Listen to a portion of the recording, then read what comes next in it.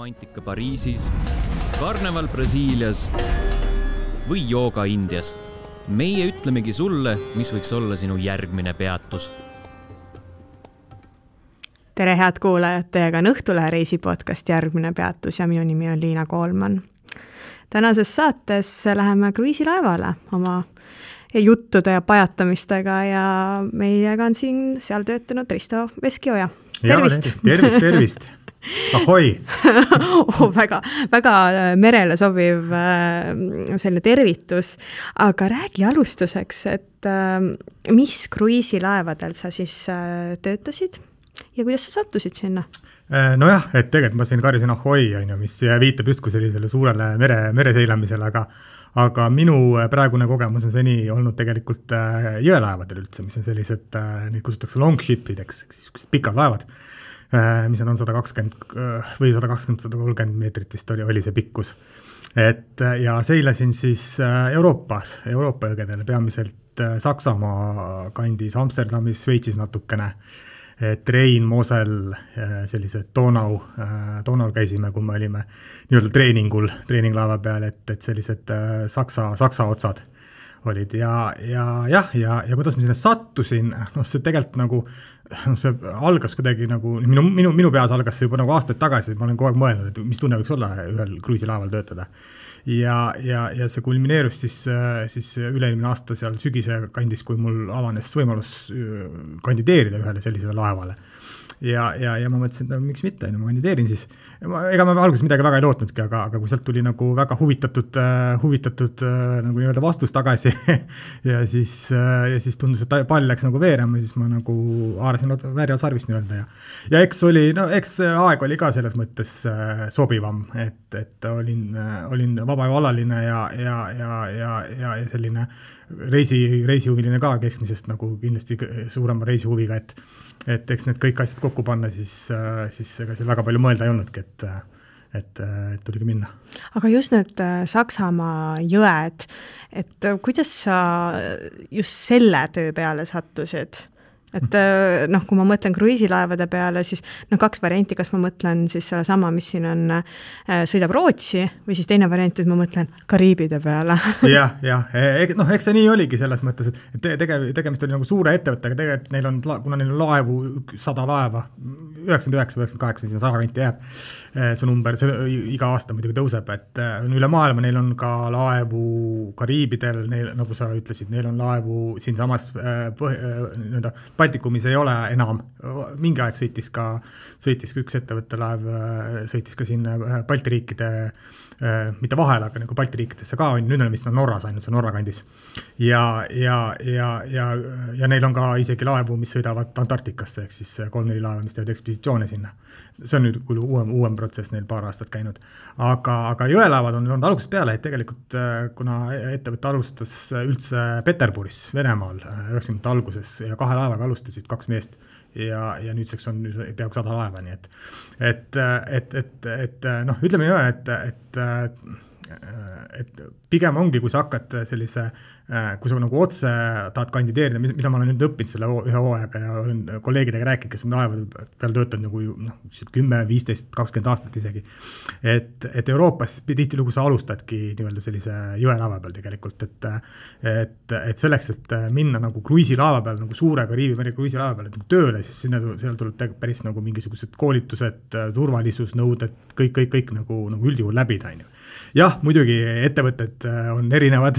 on ka ettevõtted, kes võtavad täiesti nagu kogematut inimesi ka ja üldse teadmised, aga ütleme niimoodi, et enda kogemusest võin öelda ka, et seda raskem sul endal ka on. Et mina ju ma töötasin laeva peal kelnerina, à la carte restoranis ja ma teadsin kelneri tööst nii palju varem, kui ma olin käinud ise baaris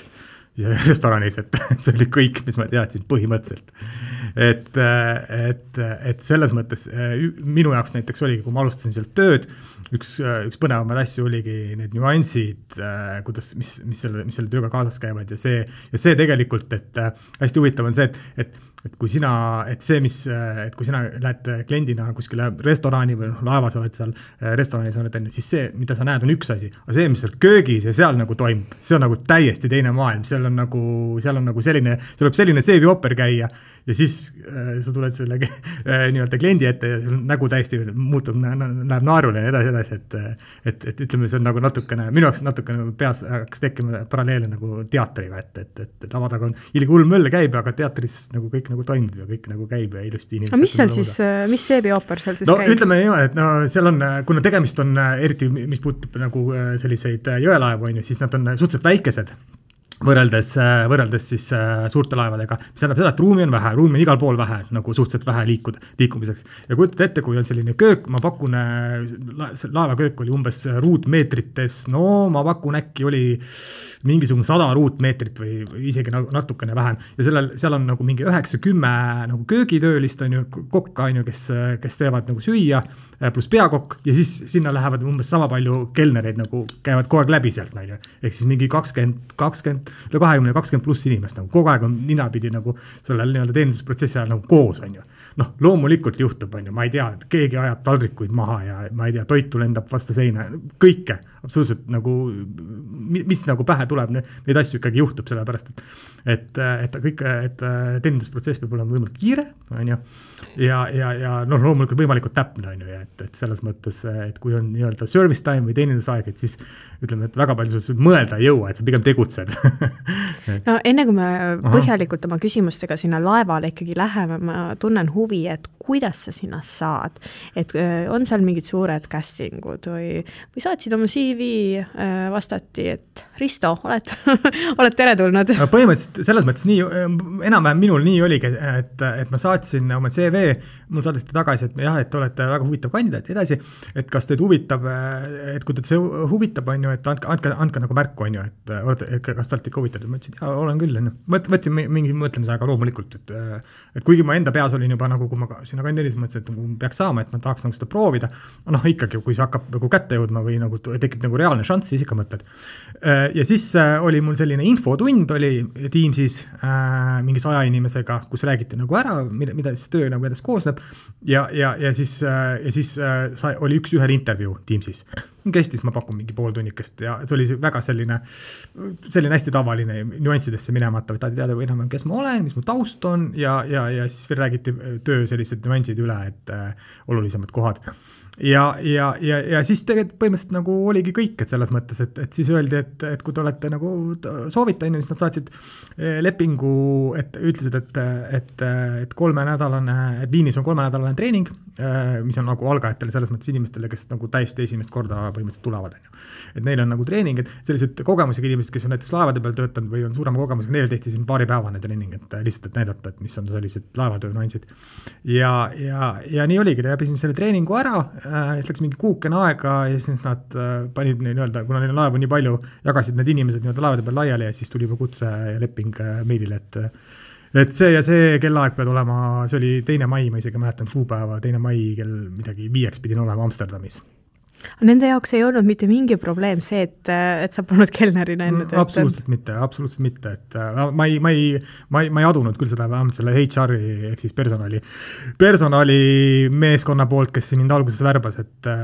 nende jaoks pigem oli see küsimus, et oligi, et nad küsisid väga palju või kuidagi rõhutasid väga palju tööintervjuu käigus seda ka, et kas te nagu saate aru, et vaata, te olete nagu laeva peale ja et nagu natukene kinnisem süsteem ja et te olete pikalt nagu ära perekonna juurest ja üldse nagu kodusti ja nende, et see oli neile nagu selline võib-olla, mul tundus vähemalt sellel personalinimesel oli kuidagi, et ta tahtis seda rõhutada pidevalt. No ega igaühele ilmselt ei sobi olemine pikalt kodust eemal ja seal ilmselt need probleemid ju tulevad. Teavad ette seda. Ja nagu minu kogemus ka näitab, ega igaühele absoluutselt ei sobinudki, et oli meil seal ka ju väga-väga suurt voolavust, mitte ainult meie tiimis, aga ka põhimõtteliselt jagunes seal 3 suuremat nagu meeskonda või sellist nagu poolt on laevas, on siis see restorani pool on ju, kelnerid ja kokad, siis on housekeeping, ehk siis need inimesed, kes hoolitsevad puhtuse eest ja selliste asjade eest, ja siis on nautiktiim, kes on siis madrused, kes hoolitsevad kogu selle laevanduse, tehnilise korrashoiu, navigeerimise ja nii edasi eest, on ju. et noh, väike meeskond on ka, kes tegeleb nagu nii-öelda selle guest service ehk siis nagu külaliste majutamise probleemidega, on ju, nagu väike siuke hotellitiim ka, on ju. Et ka teistes meeskondades ma nägin, oli seda voolavust ikka eriti selles, mis on arusaadav, eriti siis toateenindaja ja selles nagu meeskonnas. Miks? Ma arvan, et seal põhjuneb selles, et kes vähegi on elus töötanud nagu hotellis või kuskil majutusasutuses ja tube nagu koristanud ja nii edasi, siis teab, et see ei ole nagu kerge töö, et eriti näiteks selline väike nagu tõsiasi, et meil olid sellised nädalased kruiisid ja meil nagu need nii-öelda vanad külalised läksid iga reede hommikul läksid minema ja iga reede õhtu tulid juba uued külalised nagu peale. Mis tähendas seda, et terve selle nii-öelda, seal oli mingisugune 6-7 tunnine lõtk, selle aja jooksul pidi nagu siis nii-öelda meeskond nagu koristama põhimõtteliselt kõik kajutid ära ja terve nagu laeva nagu läikima lööma põhimõtteliselt. Et noh, vahetame linad ja nii edasi, et laevas on kohti 180 inimesele või 185, oleneb laevast, on ju. Et noh, see ei ole nagu kerge töö, et ega need tiimid see tiim väga suur ei olnud, et võib-olla oli seal 7-8 inimesene. Kellneri töö oli siis lihtsam või? ei ütleks, et kellneri töö lihtsam oli. Tõele auandes, et päevad olid, kui nüüd tööst rääkida, siis päevad olid 13 tundi pikad. Ma mingi aeg pidasin nii-öelda, mitte päevikut, aga panin kirja enam-vähem niimoodi, et seda aduda, siis sul on, noh, ütleme, minul oli see graafik selline, et ma olin 2 kuud umbes laeva peal ja 2-3 nädalat siis oleneb, mõnikord 2 nädalat, mõnikord 3 nädalat, siis oli nii-öelda puhkust ja selle aja, kui see laeva peal olid, siis 6 aja jooksul oli 1-2 vaba päeva nagu. Et ülejäänud ajas olid nagu tööl. No kuidas sa jaksad? Tegelikult see kõlab ikkagi päris karmilt. Jah, selles tuleb tõdeda, et ma ise pean ka ennast nagu päris selliseks vastupidavaks inimeseks, aga oli momente absoluutselt, kus ma ise ka mõtlesin, ma olen nagu, et mul ei ole ka eluaeg nagu sport võõras olnud, ma olen nagu suhteliselt spordilembeline inimene ka ja enda eluaeg püünud nagu vähemalt mingil kujul vormis vaid, aga mingitel hetkedel ma ise ka tundsin, et kui oli hommiku ja lõunasööku serveeritud ja ma olin selle aja jooksul umbes saanud puhata mingi tunnikene 2 hommikul 6 olnud üleval ja kui seal õhtul kella 7 vead ennast jälle kajutas sinna seda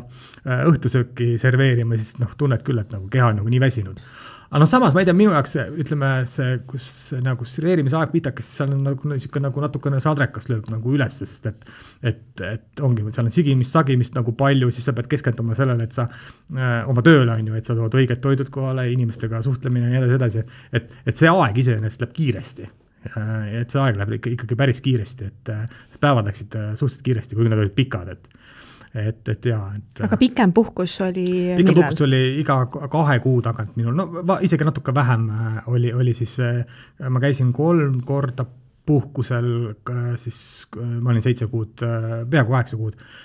3 korda käisin Eestis ja viimane oli, muidu oli 2 nädalat 2 korda ja siis viimane oli 3 nädalat ja see on siis nii-öelda makstud puhkus loomulikult, et tööd ei tee ja saad raha selle eest, Aga kuidas sa sinna just kelneriks sattusid, et kas see oli sinu enda valik või sa lihtsalt taotlesid ja nemad olid mingi okei, et paneme selle poisid niks kelneriks? Ma tegelikult taotlesin, seal oli mingi muu ametikoht, ma arvan, et see oli mingi selline, mis oli rohkem selline külalistega tegelemine, meelelahutamine neil ja edasi, aga nad saatsidki mulle tagasi teine meil, mis me vahetasime, oligi see, et te olete väga huvitav kandidaat, et seda kohta meil nagu enam ei ole pakkuda, aga meil on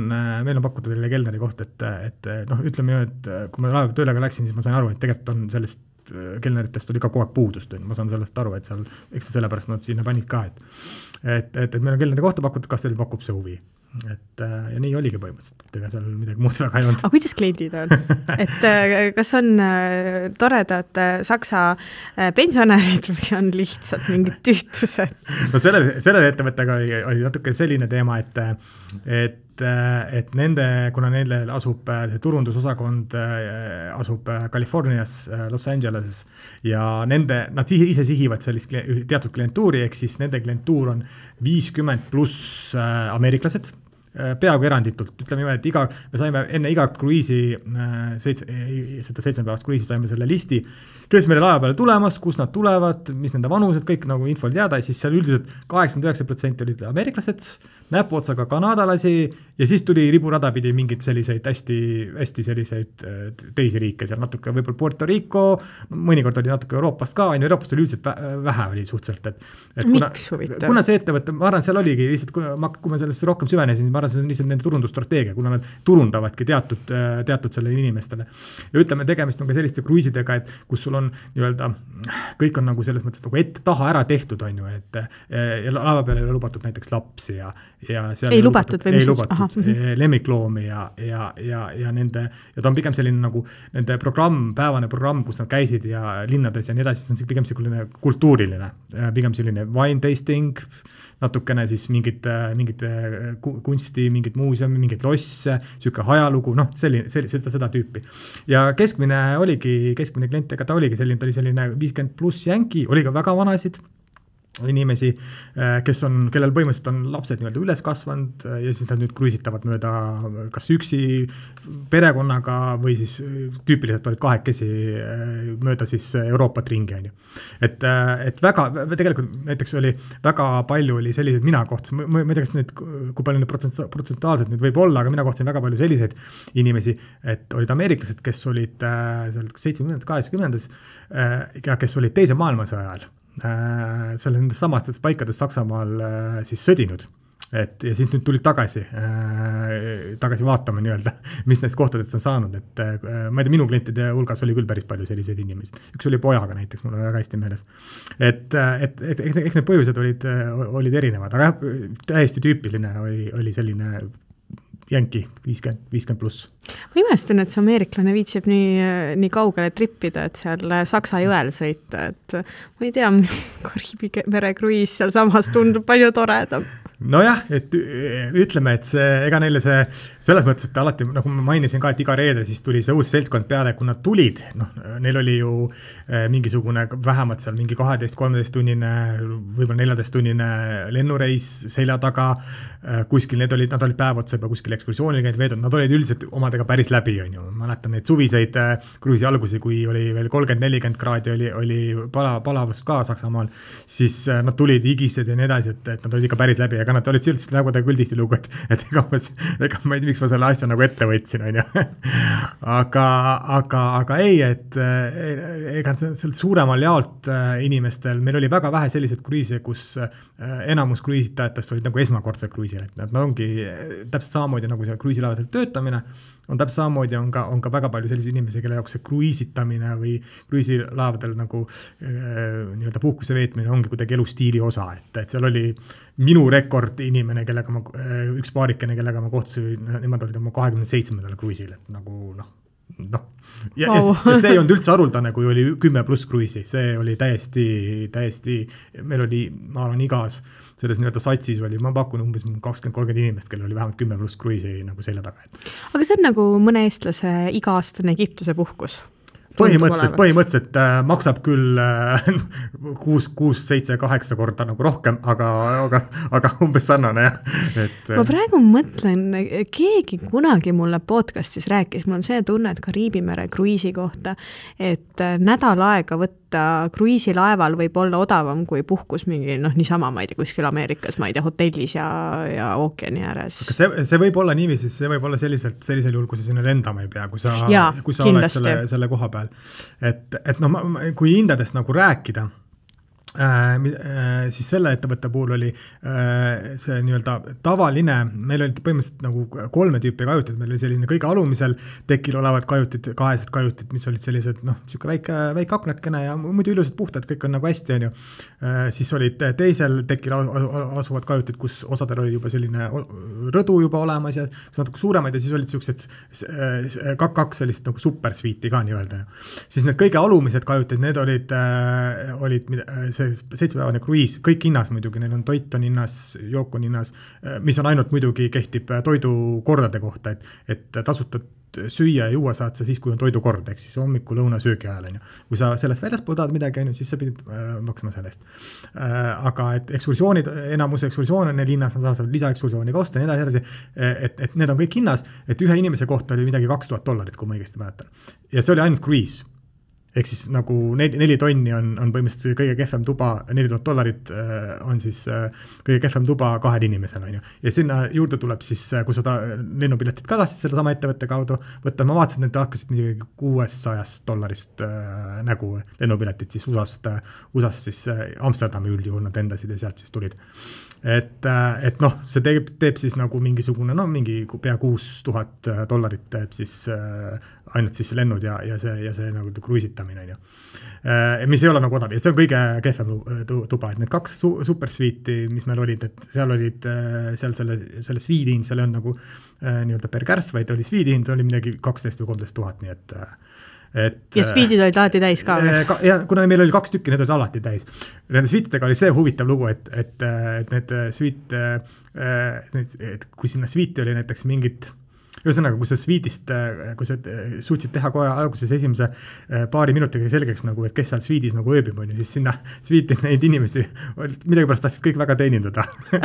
Huvitav küll, miks äkki suure jootraha pärast? Võib-olla, aga elu näitas, et selles mõttes, et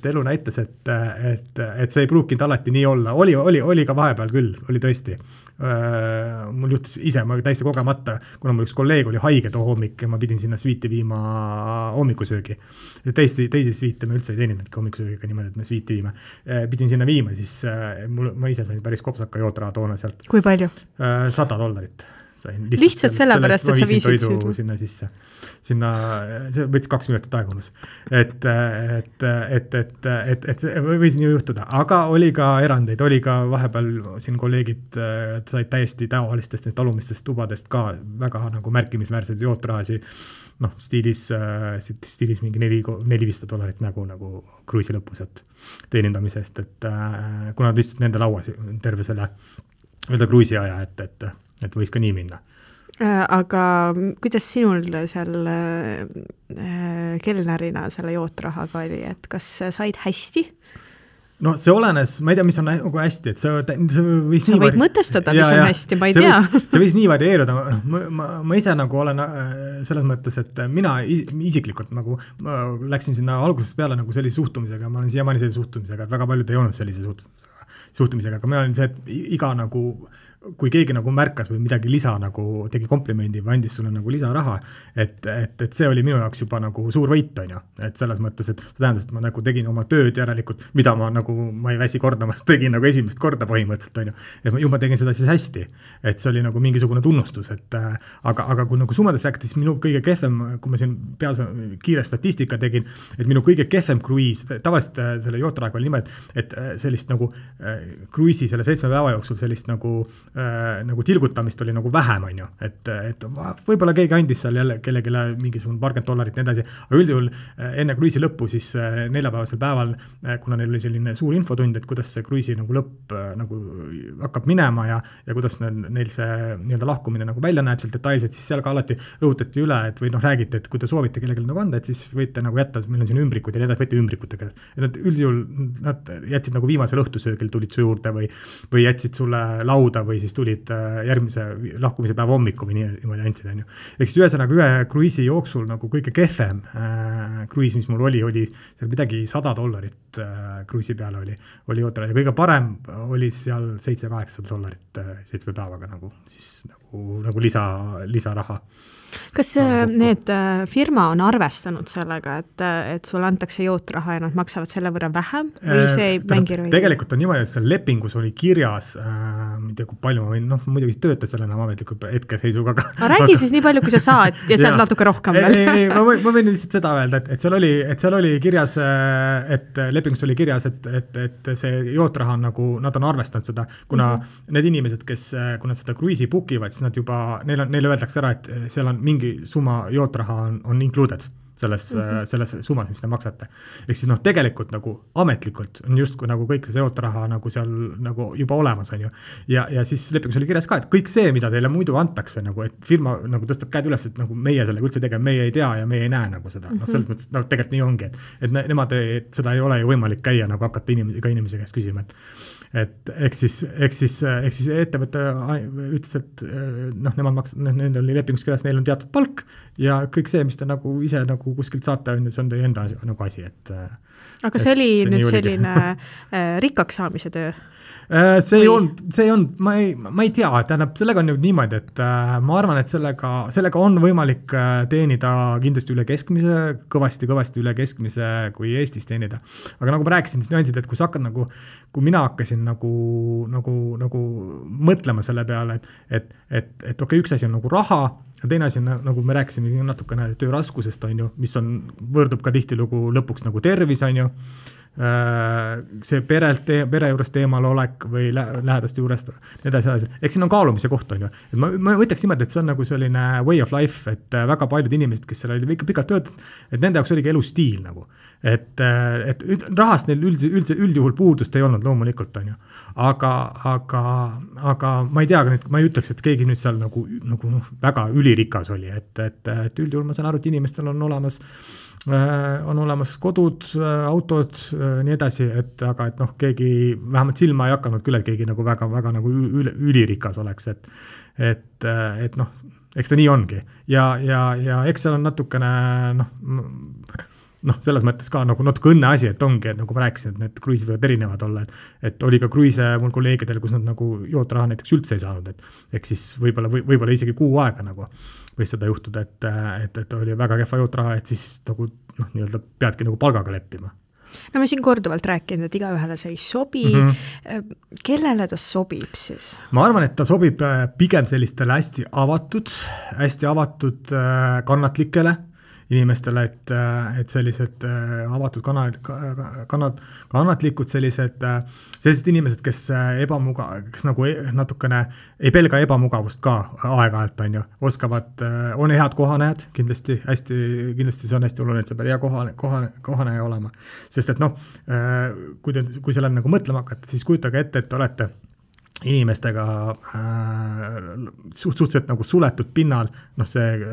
nii-öelda kruiisilaev on nagu see jõe oma päris väike, nagu ma mainisin, 120-130 meetrit nagu pikk on ju, ja meeskonna liikmed on 50 seal, kuskil 50-51 ja siis 180-190 nagu külalist ka on ju, ja te olete nende meeskonna liikmetega, te olete põhimõtteliselt ninapidi nagu põhimõtteliselt kogu aeg koos on ju, isegi kui te nagu tülli lähete, siis sul ei ole mitte kuhugi minna ja sa tõenäoliselt näed teda nagu järgmise paari tunni jooksul kindlasti kohe, sest et noh, te töötate koos on ju. Et noh, selles mõttes pead sa nagu olema nagu selline, väga selline suutma ennast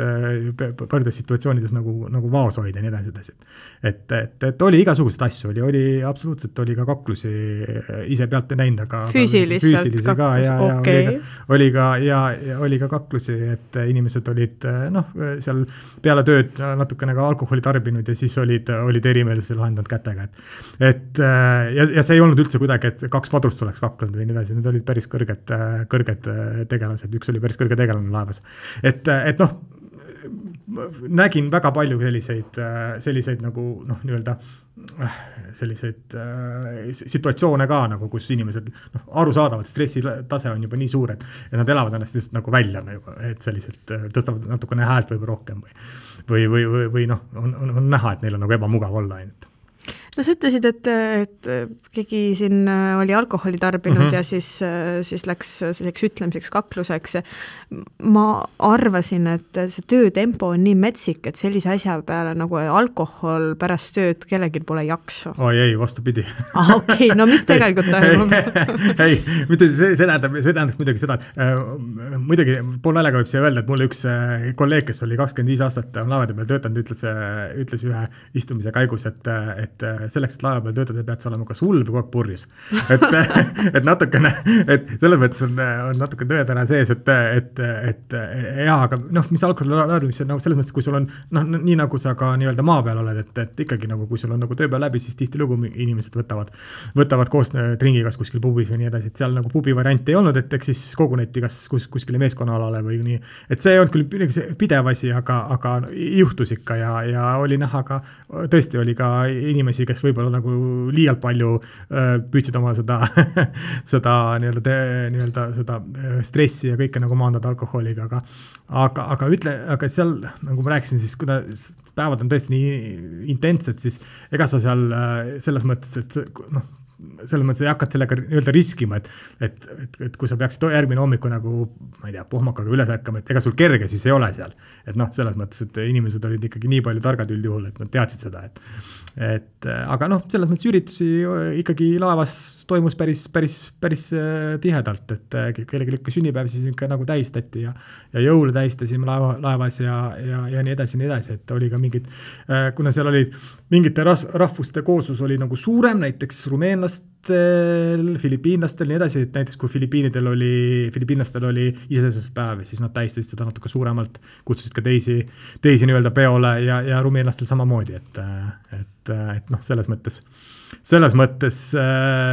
mingisuguse põhjuse alati leidis, et pidu panna, et seda küll. Räägi, milline see laev oli? Mis seal oli, mis seal ei olnud? No ega ta selles mõttes, nagu rääkisin, nagu esmapilgul nagu väga suur ei olnud, seal oli olemas põhimõtteliselt siis koosnes ta 3 tekist, pluss siis tegelikult 4 tekk on see nii-öelda siis päikesetekk on ju, kus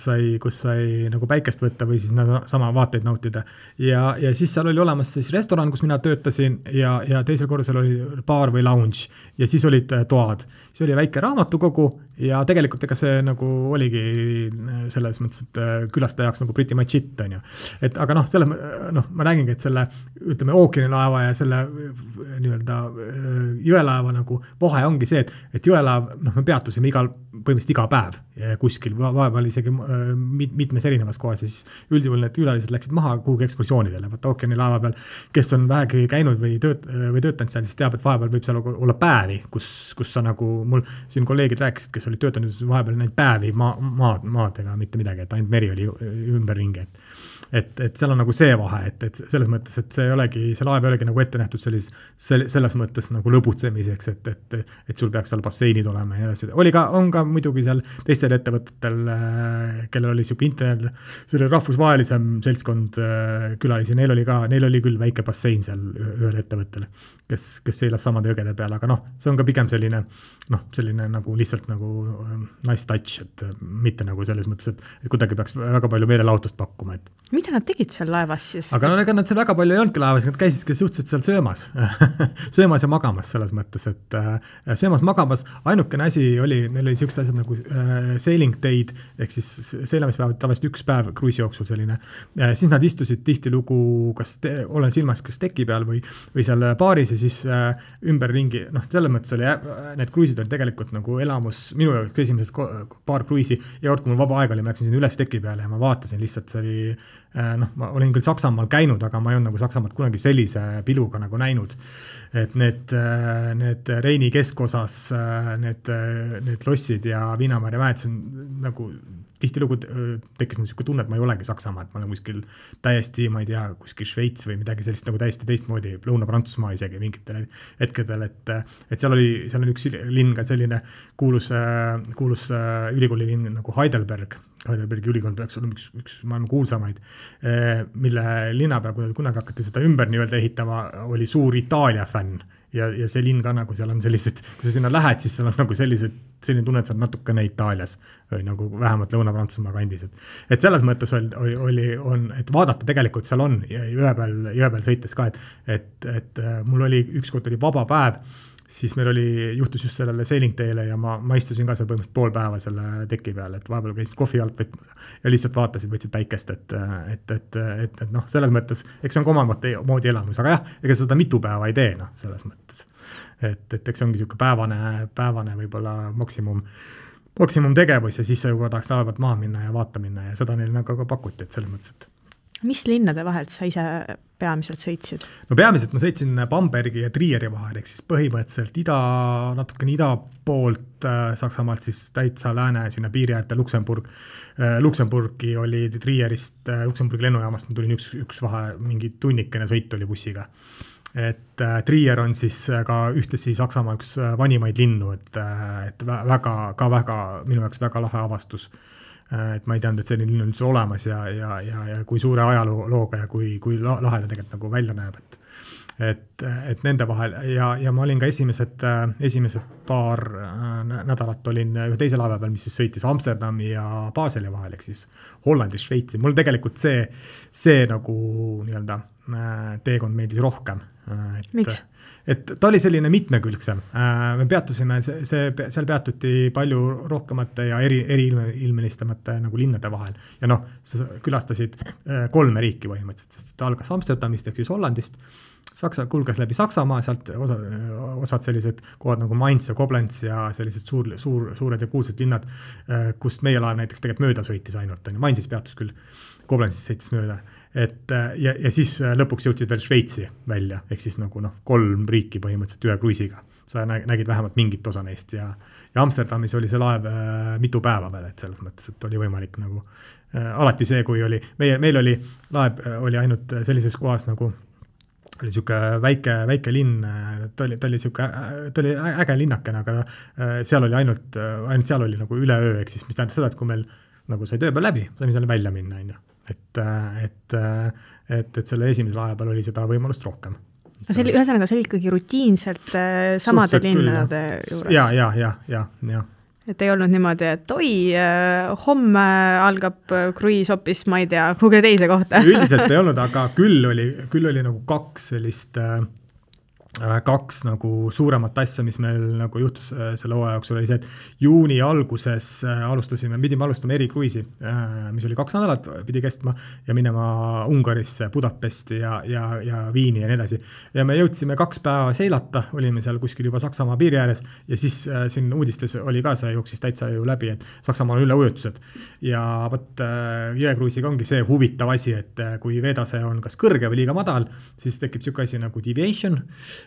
mis tähendab seda, et laev ei mahu sildadelt läbi. Et see on väga suur probleem seal. Ja me pidime selle kruisi nagu katkestama ja ma põhimõtteliselt külalised viidi siis laeva pealt ära, nad viidi vist bussidega kuhugi Viini või kuhugi sealt nagu edasi.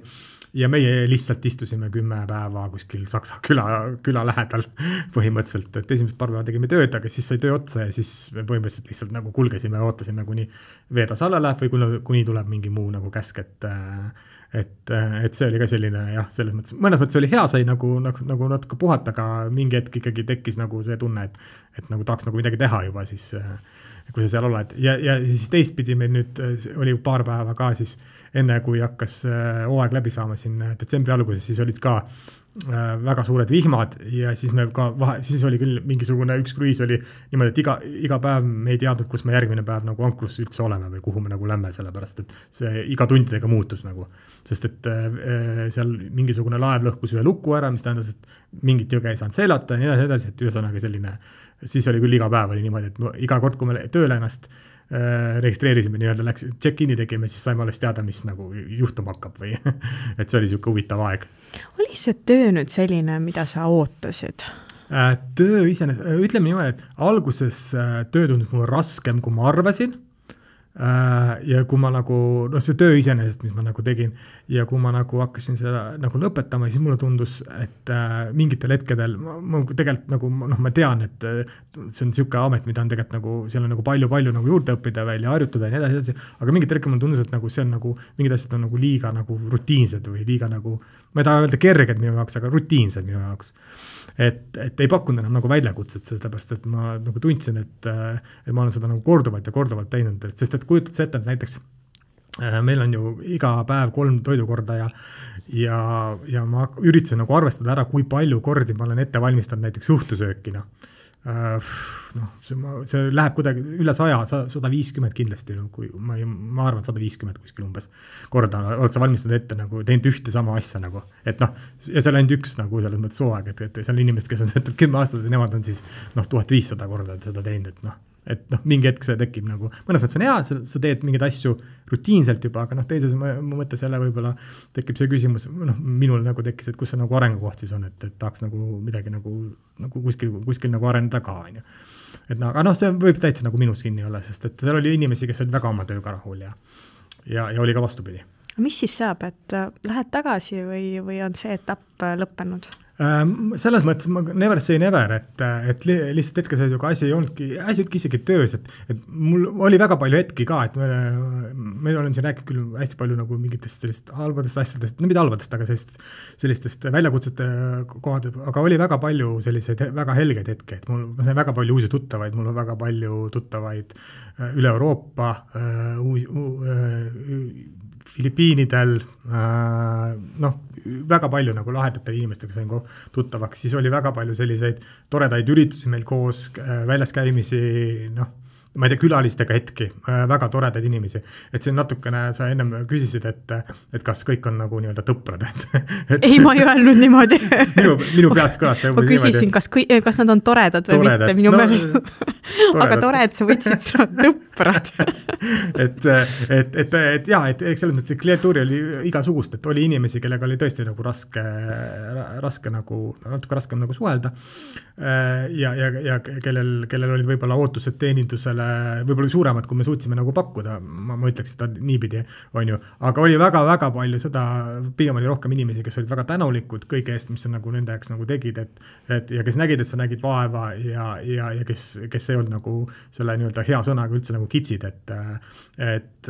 see, et ikkagi kui sa oled 7 päeva koos laevas, ja kui sa puutud vähemalt 3 korda päevas nendega kokku nende inimestega, on ju, siis, ja nad näiteks, kui nad istuvad ka sinu laudadel, nad juba õpivad sind tundma mingil kui nad väga palju küsivad ka, et kes sa oled ja Pire Venekonna kohta ja Bertolu ja siis mingitel hetkedel täitsa tundsidki, et sul läheb, kui see on ära minemise päev, et läheb sul sõber, nagu läheks sõber nagu laavalt ära. Et seal oli väga palju selliseid inimesi, oli ka kolleegidel seal, kes on natukene võib-olla härdamad inimesed, et seal tihtilugu oli pisar silmas ja kallistused ja kui oli see viimane õhtusöök, et selles mõttes, et hästi palju emotsioone erinevad, et kui mul üks tuttav üks päev küsis, et kas sa kahetsed ka, ma isegi ei ole selle peale mõelnud, absoluutselt ei kahetse, et sellist asja mitte üldse ei kahetse, et teeks seda iga kell teeks uuesti absoluutselt, et lihtsalt seal on oma väljakutsed ja muud asjad nagu iga töö puhul, aga see kogemus on seda väärt, jah. Aitäh, Risto, selle toreda vestluse eest. Palun. Ja järgmine peatus on eetris 2 nädala pärast. Kuula meid üle nädalati kolmapäeval Õhtulehest, Spotify'st, SoundCloud'ist või iTunes'ist ja ära unusta meie podcasti tellida.